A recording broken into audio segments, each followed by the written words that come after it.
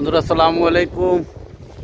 বন্ধুরা এই যে দেখেন খবুজ আনতে যাইতেছি, খবুজ খাইতে হবে। তো আপনি যারা প্রবাসী আছেন তারা সকলেই জানেন যে আপনার সকালবেলা সকলে রুটি খায়, বাংলাদেশে রুটি বলে, আর প্রবাসে তো বা এটারে মিডল ইস্টে এটারে খবুজ বলে অথবা খামাসি বলে।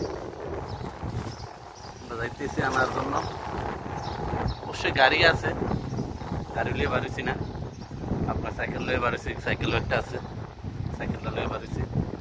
আপনার গাড়ি লিয়ে বাড়িলে মনে করেন যে এই জাম টাম পড়তে পারে, অথবা গাড়িতে সবসময় যাই। চিন্তা করলাম যে একটু সাইকেল দিয়ে যাই, এই যে সাইকেল দিয়ে যাইতেছি। কত সুন্দর আপনার রোডঘাট, কত বড় বড় বিল্ডিং।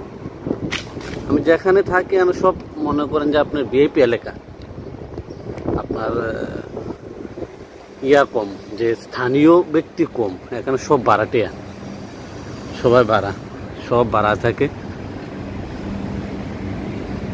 সব ভাড়া থাকে এখানে। সব ভাড়ার লাগে মনে করেন যে হোটেলের মতন আর কি। হোটেল না, এই সাইডটা হোটেলের সাইড না, আপনার অ্যাপার্টমেন্ট সাইড, সব অ্যাপার্টমেন্টের সাইড, খুব সুন্দর। এই যে খবুজ দোকানের কাছে আসা পড়ছি, এখন আবার বাঙালি খবুজ দোকান, পাকিস্তানি না। খবুজ দোকান করলে সবসময় পাকিস্তানি থাকে, কিন্তু এটা আমাদের বাঙালি ভাইয়ের। এই যে খবুজ দোকান, ভাই 5টা খামাসি দিয়ে সান। বাংলাদেশও গরম গরম করতে করতে জীবনটা দিয়া লাইতে আছে, আর আমার ভাইয়েরা গরমের ভিতরে ঘুরে রয়েছে, রুটি বানাইতেছে। এই যে খবুজ,